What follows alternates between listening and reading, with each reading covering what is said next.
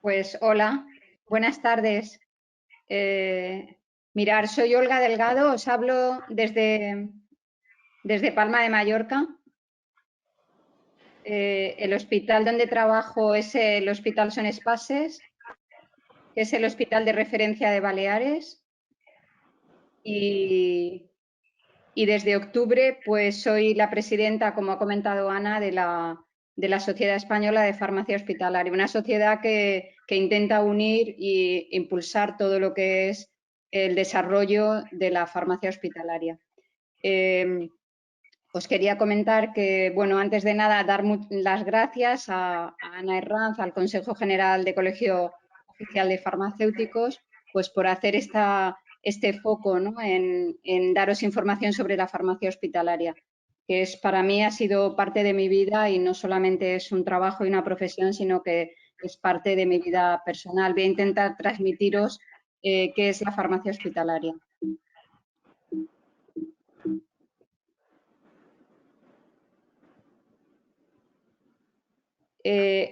La farmacia hospitalaria es una especialidad farmacéutica que se hace por vía de formación FIR, es decir, es el equivalente a lo que en medicina podría ser un cardiólogo, un digestivo, un pediatra, ¿no? En farmacia hay varias especialidades, como puede ser micro, análisis clínicos. Bueno, pues una de ellas es la especialidad de farmacia hospitalaria. ¿A qué nos dedicamos? Bueno, pues a gestionar, o sea, a hacer todo aquello que esté relacionado con los medicamentos, tanto dentro del hospital. Imaginaros que un hospital pues puede tener 1000 camas, 1000 pacientes, ¿no? Y que hacer llegar la medicación a cada paciente y que sea la adecuada para cada paciente es función del servicio de farmacia. Y además, pues tenemos una serie de pacientes, no son solo los pacientes que están dentro del hospital, sino que hay una serie de pacientes que son atendidos en el hospital porque los medicamentos que reciben no se venden en la farmacia comunitaria, sino en la farmacia hospitalaria. Suelen ser medicamentos pues, de alto impacto asistencial, tanto desde el punto de vista clínico como desde el punto de vista económico. Y se dejan para que se dispense en los servicios de farmacia. Pero no nos dedicamos solo a la gestión de los medicamentos, sino que también nuestra actividad va relacionada con realizar actividades de farmacia clínica y de atención farmacéutica, es decir, tanto actividades poblacionales para que los medicamentos se utilicen adecuadamente como una atención individualizada a cada paciente. ¿Qué es lo que queremos conseguir? Pues contribuir a mejorar los resultados en salud en todos aquellos pacientes a los que atendemos, pues a través de una farmacoterapia segura y eficiente, pero además hacerlo de manera integrada en los equipos clínicos. Es decir, el farmacéutico no trabaja solo, sino que trabaja junto al equipo, a los distintos equipos clínicos que trabajan para los que se organizan alrededor de las patologías de los pacientes.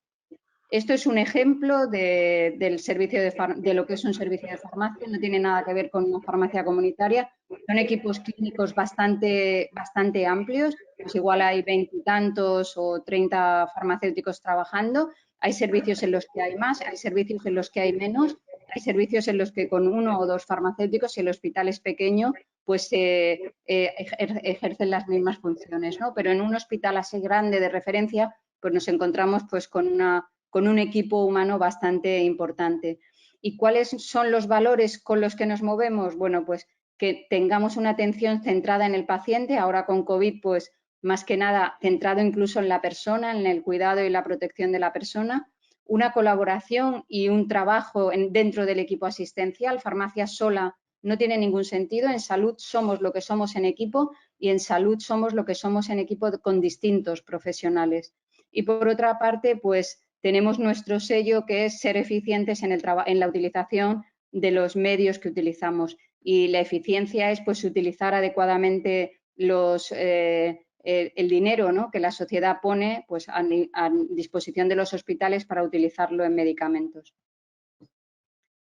En cuanto a cómo hacemos todo este trabajo, bueno, lo he categorizado en 6 pasos y al final me falta uno que os lo voy a mencionar porque creo que hemos madurado a lo largo del tiempo y ahora nuestro compromiso es mayor, ¿no? Es la gestión del medicamento, la medicina basada en la evidencia, la seguridad, la optimización del tratamiento individualizado, la docencia y la investigación. Y bueno, yo en el equipo en el que trabajo siempre les digo que no quiero que pasen a un paso posterior si el primero no está bien hecho, ¿no? O sea, no podemos pasar a trabajar en medicina basada en la evidencia de una manera muy firme si la gestión puramente logística, pues nos faltan medicamentos, no tenemos, o sea, lo primero es suministrarlos y luego que lo que suministremos sea adecuado y así vamos pasando de un escalón a otro. ¿Qué significa gestión de medicamentos? Significa la logística del suministro de medicamentos.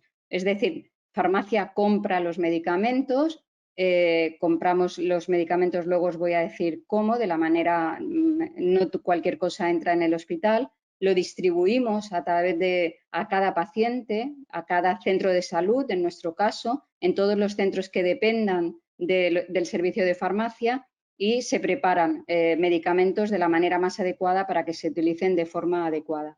Esto es una foto de una farmacia hospitalaria en la que podéis ver los medicamentos suelen manejarse por un nombre de principio activo, no existen las marcas comerciales y se distribuyen pues bueno, en cajetines para poderlo distribuir a todo el hospital.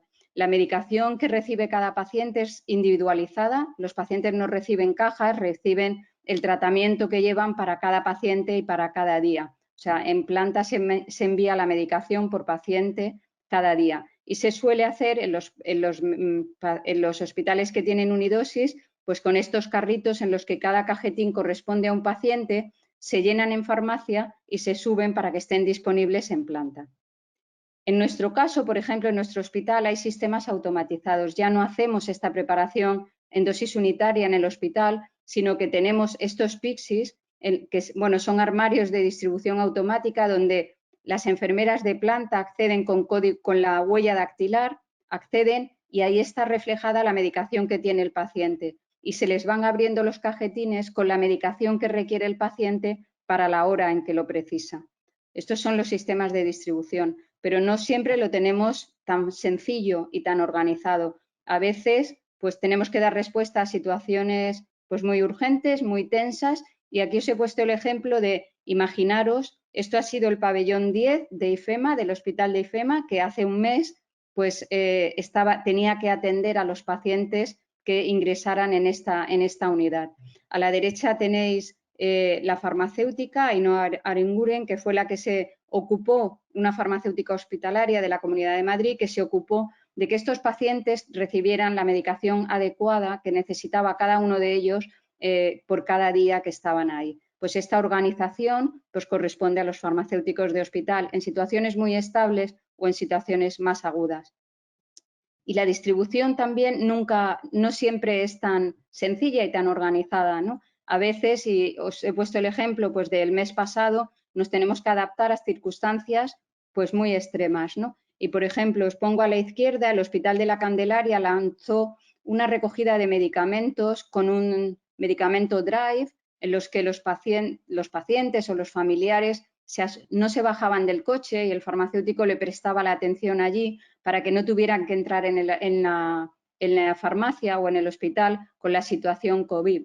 O, por otra parte, en el hospital de la derecha tenéis un ejemplo de cómo se han distribuido los medicamentos en la Comunidad de Madrid. En concreto, esto corresponde al Hospital de la Paz, que durante la pandemia ha llevado la medicación al domicilio de los pacientes para que no tengan que desplazarse a los hospitales, y han sido con personal voluntario y con coches, pues cómo se ha preparado la distribución. Bueno, pues esta dispensación en otros sitios se ha hecho a través de farmacia comunitaria, se ha hecho a través de los centros de salud. Hay distintas formas de acercar la medicación a los pacientes, pero como veis, pues nos vamos adaptando a lo que se va exigiendo en cada momento. En cualquier caso, la logística, toda la logística de compras, de distribución, corresponde a los servicios de farmacia. Por otra parte, también preparamos la medicación que es necesaria. Como máxima, los medicamentos se deben de enviar a la planta de la forma que estén listos para administrar, la manera más cercana. Hay hospitales que pueden preparar muchas cosas y que mandan todo preparado. Hay hospitales que tienen medios más limitados y que no pueden llegar a preparar todo, pero todo lo que son medicamentos complejos sí que se preparan en farmacia. Aquí tenéis un ejemplo de la preparación en un hospital de una nutrición parenteral con una máquina. Nutrición parenteral es una nutrición pues que se le administra vía intravenosa a pacientes que tienen el tracto digestivo limitado y se preparan todos los nutrientes en los servicios de farmacia de manera diaria, pues tanto para adultos como para niños, ¿no? Por otra parte, bueno, el segundo escalón sería ¿qué compramos en las farmacias? ¿Está disponible todo lo que hay en una farmacia comunitaria? Bueno, pues no. De 20 o 30.000 especialidades farmacéuticas que hay en una farmacia comunitaria, pues en un hospital tendremos 2.000 o 3.000 especialidades, no más. Se hace una selección, un filtro muy importante para que entre en un hospital y esto es un trabajo muy importante y que lleva el sello, ¿no?, de la farmacia hospitalaria. El farmacéutico de hospital tiene una obligación dentro del hospital y es aportar la mejor evidencia clínica disponible. Tú tienes que saber si un medicamento es el mejor que hay de todos ese tipo o esa clase de medicamentos para seleccionar al hospital el mejor. Si estamos hablando de estatinas, ¿qué estatina vamos a tener en el hospital? Porque no vamos a tener todas como en una farmacia comunitaria y se elige la más adecuada para el hospital en base a la evidencia y a la seguridad. Y el conocimiento y el análisis crítico de la evidencia científica es una función indispensable de la farmacia hospitalaria. O sea, la labor de estudio de cuál de estos medicamentos es el que más aporta a los pacientes que son atendidos en el hospital y hacer informes y juicio crítico de esta información es un trabajo fundamental para nosotros. Esto se hace a través de las comisiones clínicas, nunca trabajamos solos. La comisión más importante en la que trabaja farmacia y quizá la responsabilidad recae sobre la farmacia hospitalaria es la comisión de farmacia y terapéutica, que selecciona los medicamentos que se van a utilizar en el hospital. Normalmente, si un médico tiene interés en que un medicamento nuevo entre en el hospital, imaginaros un antibiótico nuevo o un anestésico nuevo o un sedante nuevo, bueno, pues hace una solicitud al servicio de farmacia y este servicio de farmacia pues hace un informe en el que valora qué aporta eso sobre lo que ya tenemos o qué no aporta y a qué coste lo aporta. Entonces, en la comisión, esto es una foto de una comisión de farmacia típica, pues se reúnen médicos, personal de la dirección del hospital, de la gerencia. A veces hay incorporación de algún paciente a las comisiones que aporta su opinión y, bueno, dentro del equipo se decide pues si entra en el hospital o no entra. Y si entra, vamos a ver en qué condiciones. Normalmente no entra un medicamento libre, sino que entra pues para unas condiciones de uso determinadas. También participamos en muchas más comisiones. Comisiones como la de infección y política de antibióticos es una comisión también típica en la que participamos mucho, pero hay comisiones de biológicos, de medicamentos biológicos, comisiones de fibrosis pulmonar idiopática. Es decir, hay muchas comisiones de oncología, de hematología, de trasplante, de CAR-T, en las que estamos participando de una manera activa los farmacéuticos dentro de lo que son los equipos. Como os comentaba, siempre hay un posicionamiento, este medicamento entra en estas circunstancias, no entra sin más y finalmente hay una parte muy importante de participación del farmacéutico que es participar en el sistema de prescripción. Tener en cuenta que este medicamento no entra en un almacén de farmacia, sino que entra en historia clínica, entra en un sistema de prescripción donde los médicos al prescribir pues tienen que tener la disponibilidad de este medicamento para estas condiciones. Por lo tanto, posteriormente a la inclusión, pues hay un trabajo que se le llama informática, que es de farmacia y es una función muy clínica, que es meter en los sistemas de información del hospital todo aquello que se decide y que está basado en la evidencia. En nuestro hospital en concreto, por poner un ejemplo, hay una farmacéutica y probablemente sea la más clínica de todas, que estuvo rotando un año en Estados Unidos y hizo solo atención a pacientes en urgencias y que trabaja en este momento, parte de su trabajo es en informática, incluyendo en los sistemas de prescripción todo lo que son algoritmos terapéuticos, pero no solo algoritmos terapéuticos, sino qué pruebas y exploraciones necesita el paciente, qué pruebas complementarias. Todo esto se incorpora con la ayuda de farmacéuticos en los sistemas de prescripción, que puede ser como este, y que vamos a encontrar qué constantes hay que tomar al paciente, qué cuidados requiere el paciente durante este tratamiento, qué dispositivos va a necesitar, dietas complementarias y la medicación que pueda llevar. Y, por supuesto, cómo se debe de dar esta medicación, si es las pautas habituales están metidos en los sistemas de información. Esto es un trabajo también bastante importante. El tercer paso sería la seguridad, que todos estos medicamentos se utilicen pues, con unas garantías de seguridad. Sabéis que los errores de medicación siguen siendo un problema muy importante, los errores sanitarios en general, los errores médicos, es un problema muy importante y trabajar en la seguridad debe de ser algo primordial porque parece mentira que se someta a riesgo, ¿no? a las personas y a los pacientes al incluirse en el sistema sanitario. Pero es así, además, cada vez los sistemas son más complejos y hay que tener más cuidado, ¿no? Quizá la primera norma de seguridad que tenemos es la validación de la prescripción médica. Como os he comentado, cada medicamento, y aquí podéis tener, tiene la validación de un farmacéutico, tiene un OK que le ha dado un farmacéutico y parte del trabajo que hacemos es, nosotros tenemos el trabajo dividido por servicios, por áreas clínicas y el farmacéutico que se dedica pues, a medicina interna revisa cada tratamiento que ponen a un paciente. Se incluyen en historia clínica, se ven el evolutivo de historia clínica del paciente y deciden si este tratamiento que se le está poniendo es adecuado o no, o hay algo que al paciente le falta, que no, si tiene riesgo de tromboembolismo, si es necesario ponérselo, si hay un antibiótico, si son correctos a los datos de microbiología o de análisis clínico.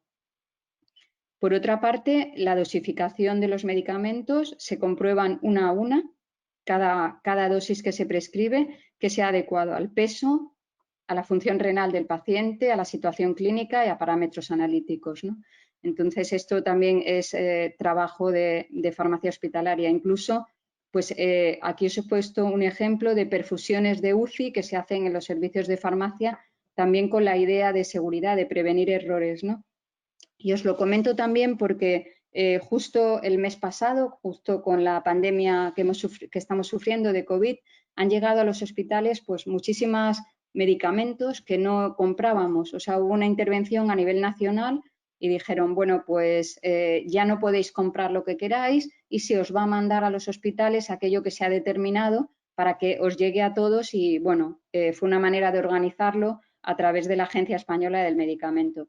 Y nos encontramos en farmacia pues con que nos llegaban medicamentos que no eran los que eran habituales en planta y que podía suponer un error enviarle hoy una concentración y mañana otra a la hora de prepararlo. Y esto pues hace que, por ejemplo, en este servicio de farmacia de Macarena, pues se hagan las perfusiones de UCI pues, de estos medicamentos que nos llegaron en dosis muy diferentes, ¿no?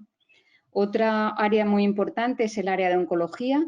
El área de oncología sabemos que no solamente tiene riesgo para el paciente, sino que tiene riesgo también para el personal sanitario y esto hizo que se crearan unidades centralizadas de oncología, que son quizá la especialidad que más ha avanzado dentro de la especialidad de farmacia hospitalaria y que haya hecho pues, que haya unidades realmente muy evolucionadas. En nuestro hospital, por ejemplo, está fuera del servicio de farmacia, integrado en el hospital de día y junto a oncólogos y hematólogos y pediatras dedicados a oncohematología, donde trabajan integrados totalmente en las unidades clínicas, ¿no?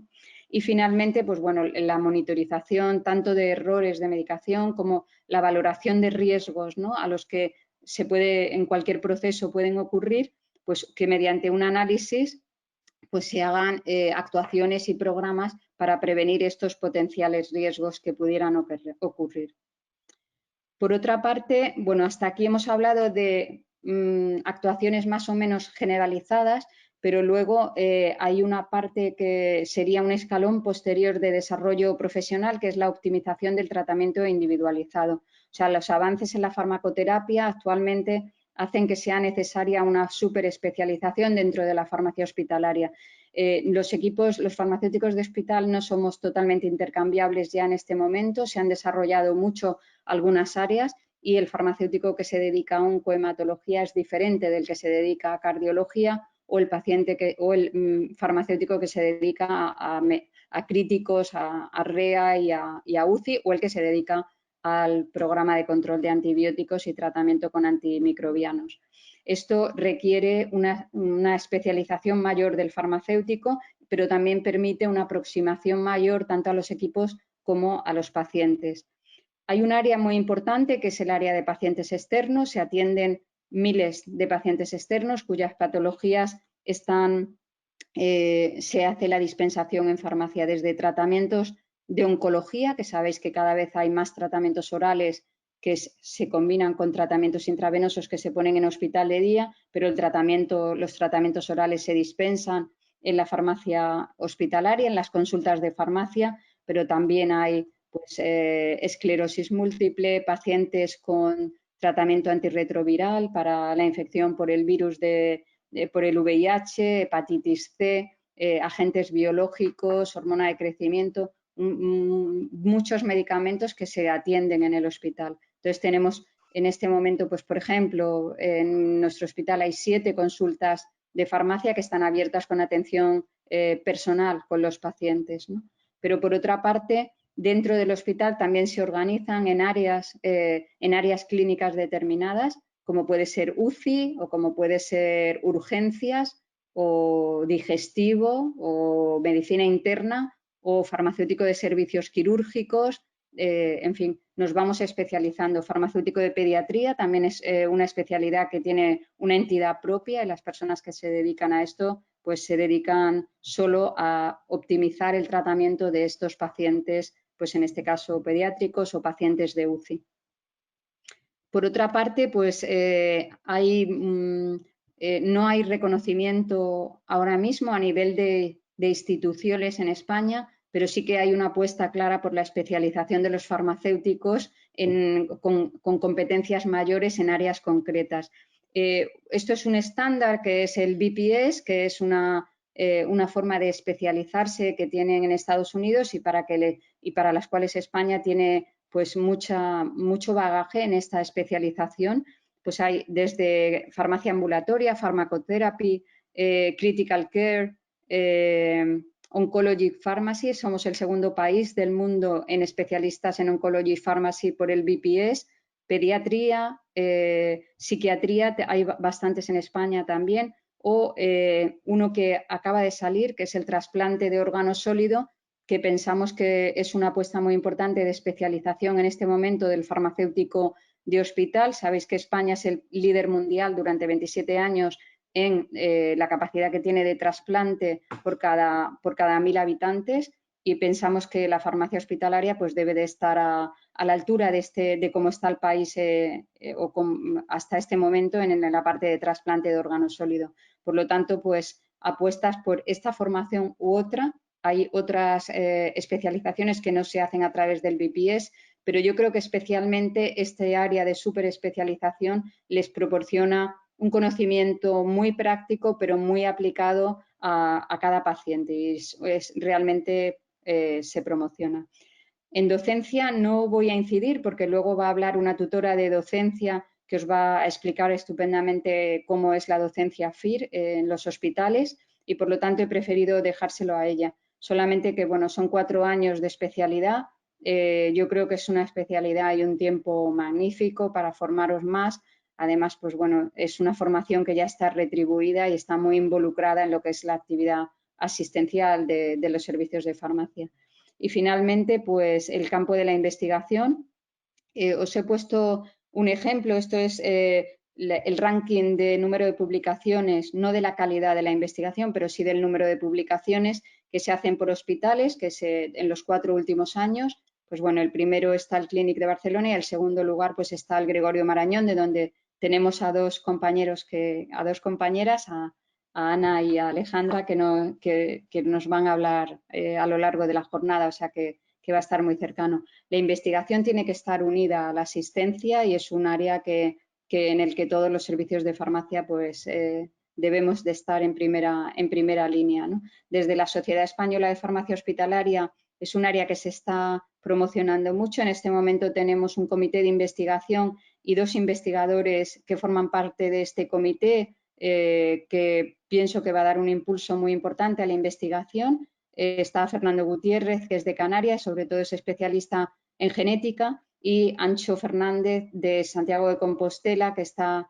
a la derecha, que es un investigador que trabaja en el Hospital de Santiago y, bueno, mediante beca Juan Rodés, pues está ahora mismo en pleno desarrollo de su actividad investigadora, ¿no? Intentamos promocionar también la salida de investigación dentro de lo que es la farmacia hospitalaria, que pensamos que se tiene que todavía potenciar mucho más.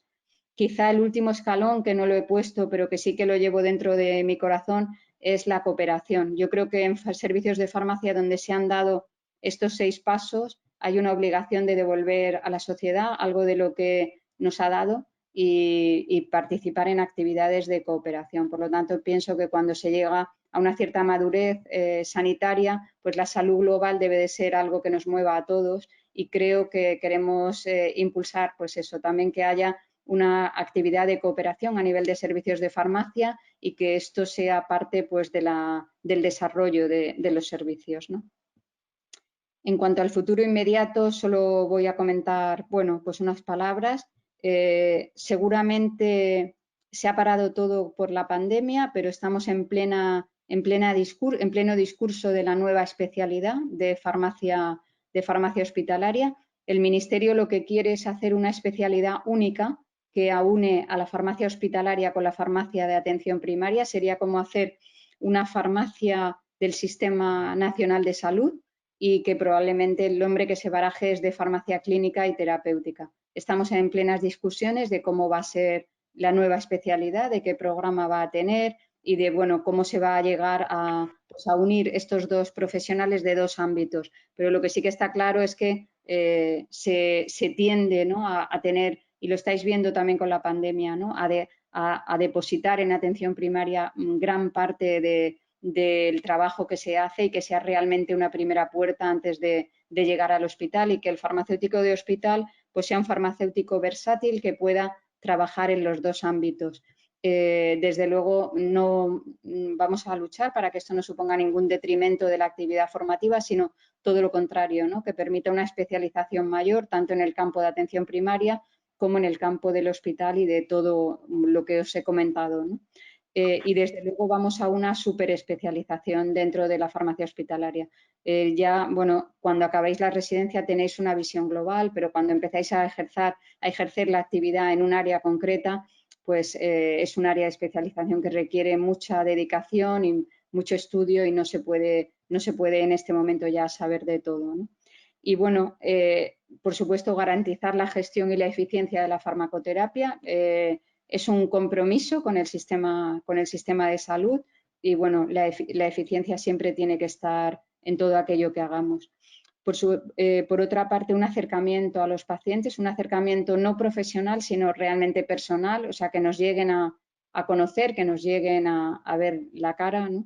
Y bueno, y que tú seas capaz de decir cada día, este es el paciente que me preocupa y lo tengo en la cabeza y lo tengo presente, ¿no? Y un compromiso pues con los resultados en salud y con el cuidado de las personas, no solamente con su salud, sino como con la entidad entera, la entidad completa, ¿no?, de lo que implica un paciente y una persona.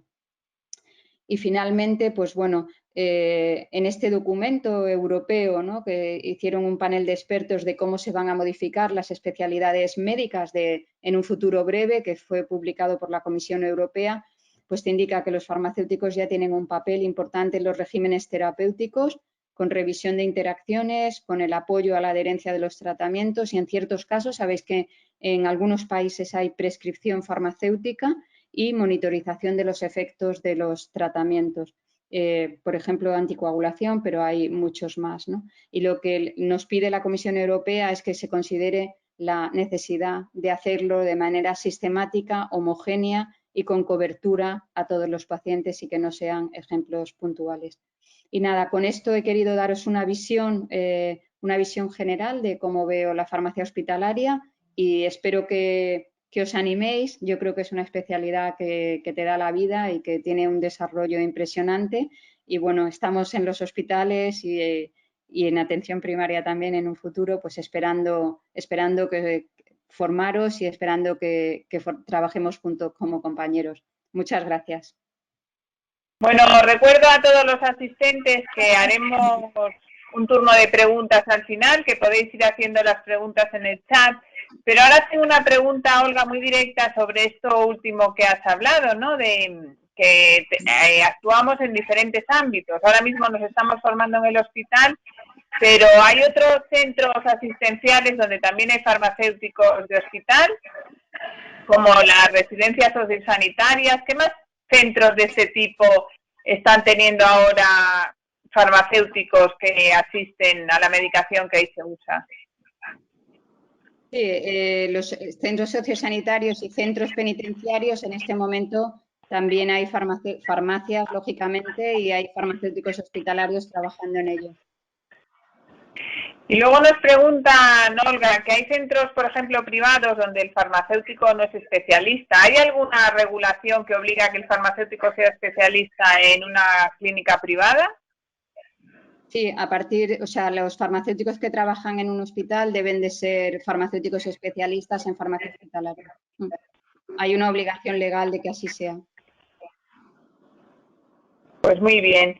Entonces, muchísimas gracias. Si queréis añadir más preguntas, las recopilaremos al final y las haremos todas, si os parece bien. Porque ahora vamos a pasar al siguiente bloque, que es una parte más práctica. Tenemos aquí con nosotros primero a Inmaculada Vallejo, que nos va a decir...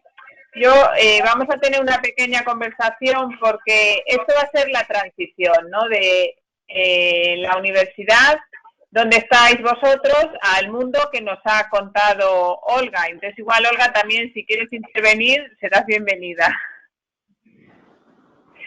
Porque uno acaba la facultad, igual ha hecho las prácticas tuteladas o no, conoce lo que se hace en un hospital. Por compañeros normalmente conocemos lo que es el FIR, que en el fondo es un examen, y llegamos al hospital y ¿qué nos encontramos, Inmaculada? ¿Cómo es la formación cuando uno está en el hospital? Hola, yo soy Inmaculada Vallejo, como ya muy bien me ha presentado Ana. Estoy encantada de estar en este webinar y por la invitación que me has hecho participar en él. ¿Se me oye bien? Sí. Vale, pues cuando un residente aprueba el FIR y tiene que incorporarse al hospital en el que ha elegido plaza, lo primero que hace es presentarse en el hospital, en el servicio de farmacia, lo recibimos con los brazos abiertos y por lo menos en nuestro hospital tiene un curso de iniciación a la formación sanitaria especializada.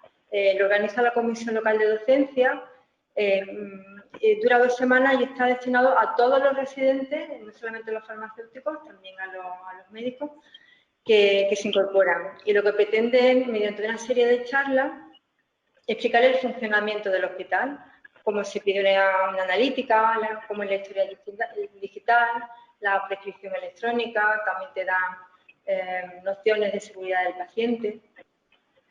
Una vez terminadas estas 2 semanas, pues ya el residente se incorpora al 100% a la farmacia y su tutora, en nuestro caso, somos todas chicas, le ofrece su PIF.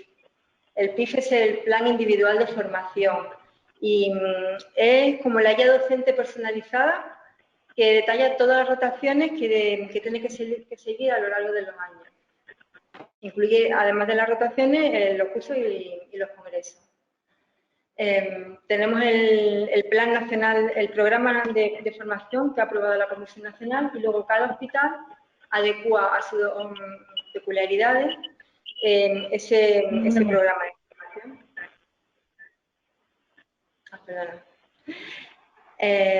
Y entonces cada hospital adecua el programa de formación a sus peculiaridades y tenemos el itinerario formativo de cada hospital. Habrá tantos itinerarios formativos como hospitales con formación acreditada. En este itinerario formativo pues, se recogen los objetivos docentes, las actividades mínimas que debe realizar el residente, qué rotaciones va a realizar, los docentes que lo van a acompañar en su formación y también el grado de supervisión que va a tener cada año. A partir de ese itinerario formativo, el tutor pues, adapta al residente sus rotaciones y diseña su PIF. Normalmente el R1 comienza con una serie de mini rotaciones que según el hospital pues entre 2 y 6 meses son rotaciones intensivas por todas las áreas del hospital, de manera que conozca cuál es el por todas las horas de la farmacia, de manera que conozca cómo funciona la farmacia y le permita hacer guardia.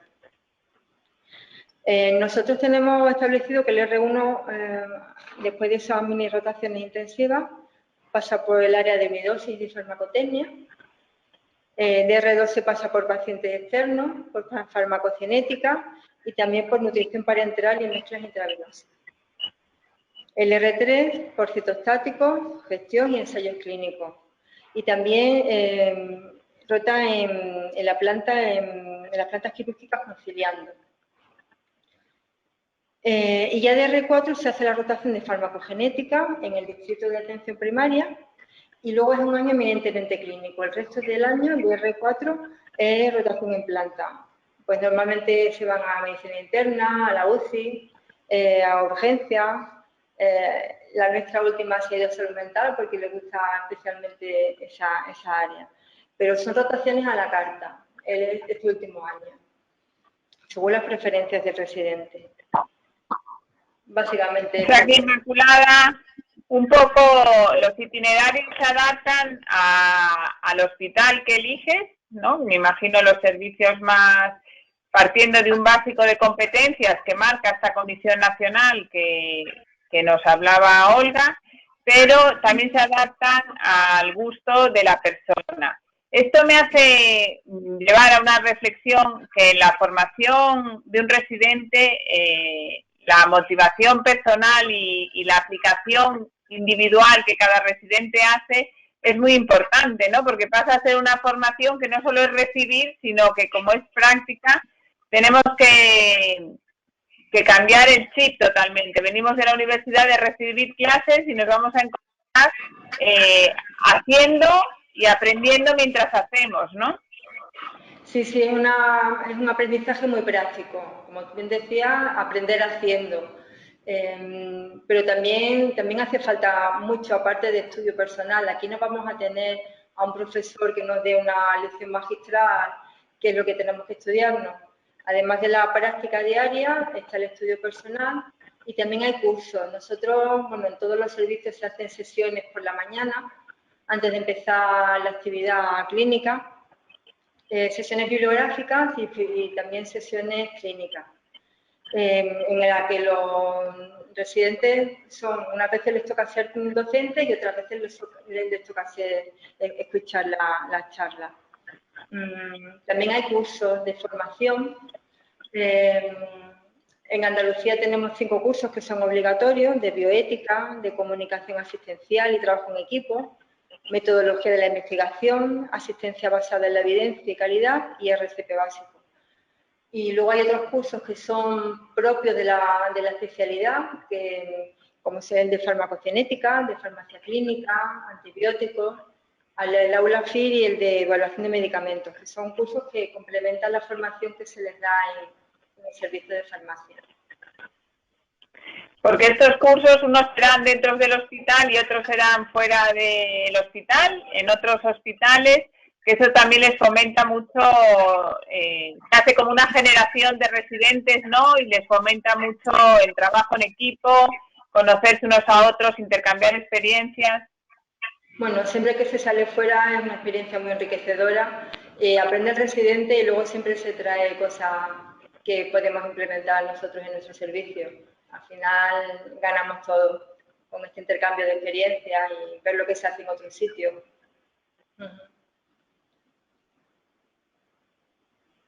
Un punto fuerte de intercambio, un centro fuerte de intercambio, un punto de encuentro, no salía la palabra, suelen ser nuestros congresos, ¿no? Donde cada año nos encontramos todos los profesionales y analizamos los últimos avances de la profesión o las mejores prácticas que ha habido en un determinado tema al que se dedica el congreso. ¿Nuestros residentes acuden al congreso, Inmaculada?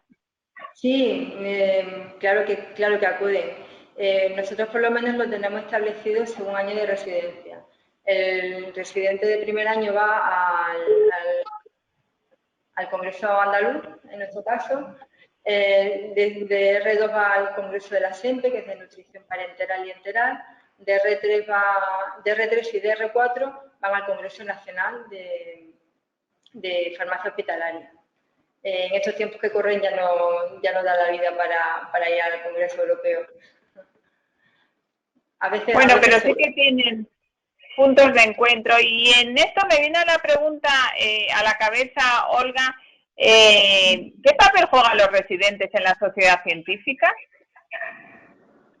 Bueno, los residentes es igual que en la profesión, tienen un papel fundamental porque son el futuro y son los que van a marcar la tendencia del futuro, está en sus manos, ¿no? Entonces, bueno, hay una participación activa y específica. Se reservan plazas para los residentes, se hacen cursos específicos para residentes tanto de formación básica como avanzada, pero también hay plazas reservadas para que participen en los grupos de trabajo y, bueno, y en ayudas para hacer pues trabajos y desarrollos, ¿no? O sea que realmente está muy presente, ¿no? el residente. Es una parte muy activa en cualquier profesión, ¿no? Los nuevos que se incorporan y las exigencias docentes que tienen que nos hacen estar a todos muy al tanto, ¿no? De todas las novedades para poderles dar la mejor información. Sí, claro, yo creo que este modelo de formación mantiene jóvenes los servicios, ¿no? Porque nosotros vamos cumpliendo años, pero los residentes siempre entran con la misma edad, ¿no? Con lo cual siempre nos retan las nuevas tecnologías, al final nos tenemos que modernizar para ser capaces de poder ser modelos para ellos, ¿no? Sí, sí, totalmente. Y además que es una fuerza siempre demandadora, ¿no? De calidad y de exigencias. Han hecho una pregunta que me parece interesante, Inmaculada, que no sé si podrías contestar tú, que es qué es una sesión clínica y que expliques un poco qué es una sesión clínica, que a lo mejor es interesante. Vale, pues consiste en hacernos una pregunta, generalmente de un caso que hemos tenido nosotros en nuestra práctica, puede ser de nutrición parenteral o validando en un tratamiento en unidosis o un paciente oncológico. Tenemos un problema y ¿cómo le damos solución? No sé, igual tú me ayudas un poquito, pero sí, se estudia ese problema y se ve la bibliografía que se aporta y la resolución que se le ha dado. Sí, siempre que se habla de clínica tenemos que pensar dos cosas, que hace referencia a un paciente en concreto. Un paciente es el que te motiva la duda y pone encima de la mesa el problema, y por otra parte que es una resolución, o sea, la solución se le da de una manera consensuada dentro del equipo clínico. Sí, estas sesiones además podemos destacar y compartir con los que nos están oyendo. Normalmente pueden ser o en el servicio de farmacia, cuando es un caso muy farmacéutico, pero en general suelen ser sesiones multidisciplinares en las que participan junto con nosotros parte del equipo en el que trabajamos, ¿no? Has pasado por lo alto, Inmaculada, que muchos de estos cursos se hacen junto con nuestros compañeros médicos o biólogos o psicólogos que entran a la vez que nosotros en los hospitales, ¿no? Sí, en los hospitales suelen existir sesiones hospitalarias y puede ser cualquier especialidad la que dé la sesión. Normalmente son multidisciplinares. Se presenta un caso y a lo mejor interviene el anatomopatólogo, el farmacéutico, el cardiólogo y, no sé, y el microbiólogo. Y entre todos dan la visión de la resolución. Sí, farmacia, por supuesto, también participa como parte importante. Hemos pasado por la asistencia, lo que hacemos, nos ha contado Olga, nos dices tú, Inmaculada, que esto lo aprendemos practicando, validando órdenes, revisando carros de unidosis, atendiendo consultas de enfermería. Nos has dicho que participamos en estas sesiones clínicas, que al final es recibir docencia. También a veces nos toca darlas, participamos en la docencia. Hacemos también formación a otro personal de la farmacia o fuera del hospital compartiendo. ¿Y qué nos cuentas de la investigación, Inmaculada? ¿Qué rol juegan los residentes en la investigación? Pues la investigación es muy importante y debe ser un objetivo de todos los servicios de farmacia. Al residente se le debe obligar, debe hacer después de cada rotación una comunicación y presentarla a un congreso.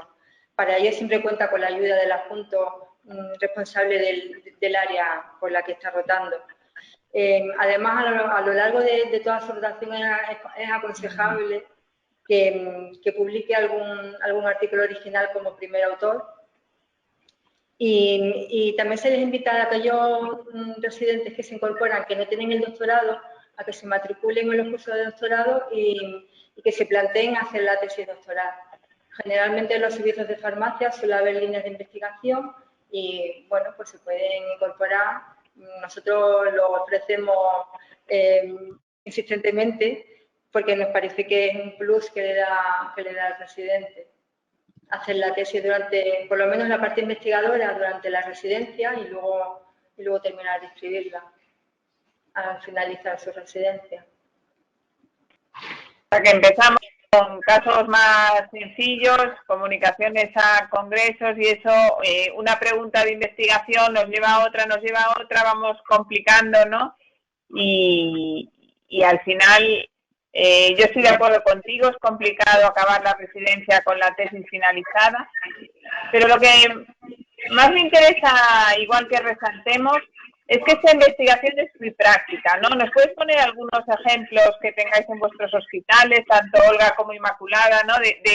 Para que se haga una idea, ¿qué investigamos, no? Estás en la facultad y es todo como el ratón, el metabolismo, la farmacocinética, y llegamos al hospital y es otro tipo de investigación que igual no nos hemos ni siquiera imaginado, ¿no?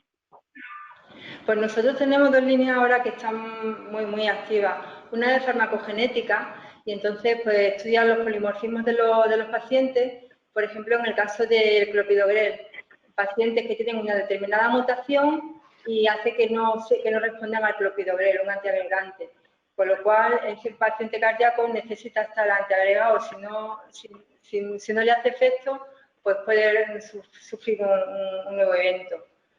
Luego, pues, también para evitar toxicidades de fármacos oncológicos, también se monitoriza su farmacogenética. Y luego en mezclas intravenosas también hay otra línea de investigación, pues estabilidad de mezclas entre sí y pues no sé, estable el nolotil con el tramadol, con metamizol y con midazolam, pues mezclas que son habituales en la práctica clínica y que no tienen estudios en la bibliografía, pues se investigan. También con los nuevos anticuerpos monoclonales, también hay línea de investigación por ahí de estabilidad. Realmente dos muy buenos ejemplos, desde la parte más básica y más de elaboración que tenemos los farmacéuticos, ¿no? Con la compatibilidad de mezclas, a la medicina personalizada con esa farmacogenética, ¿no? Participando con el resto del equipo, seleccionando realmente los pacientes en los que los fármacos funcionan y por qué explicación podemos tener en los genes y qué determinaciones podemos hacer antes para que un medicamento esté indicado en un determinado paciente. Has hablado de oncológicos, has hablado también de medicamentos de cardiología, otra gran revolución en los medicamentos, ¿no? El farmacéutico de cardio está tomando una relevancia importantísima, ¿no? ¿Qué ejemplos tenéis vosotros, Olga? Bueno, yo por contaros, os voy a contar uno del hospital que revisé ayer el abstract y luego os cuento. Bueno, es una investigación de tacrolimus en un gel rectal adherente en un paciente con enfermedad inflamatoria intestinal, con una resección de colon, con un muñón de colon y bueno, este paciente no toleraba los enemas de tacrolimus porque la retención no era posible y se investigó un gel rectal con adherencia en mucosa para que el paciente retuviera mejor y, bueno, se consigue la retirada del tratamiento oral y retirada de corticoides, ¿no? Por ejemplo. Pero también quería poner encima de la mesa lo que se ha puesto en marcha con el COVID, que hay 4 proyectos a nivel nacional, que uno es un registro nacional de resultados en salud, que tenemos 7.000, casi 8.000 pacientes recogidos y ahora mismo se ha enviado ya a publicar de qué resultados se han conseguido con los tratamientos que se han puesto. Hay otro estudio de profilaxis con hidroxicloroquina en personal sanitario que también está promovido por un farmacéutico de hospital y es a nivel nacional.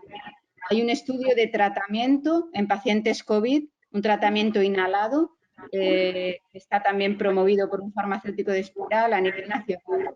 Y hay un estudio pronóstico con los datos del registro nacional. Se ha podido hacer un estudio con la Universidad de Valencia de factores pronósticos de estos pacientes a largo plazo en resultados. Y vamos a tener muy pronto resultados de complicaciones en los pacientes COVID a través de este registro nacional. Todos estos estudios son justo ahora con la pandemia, pero han sido promovidos por farmacéuticos de hospital con el añadido de haber involucrado a servicios clínicos en estos proyectos.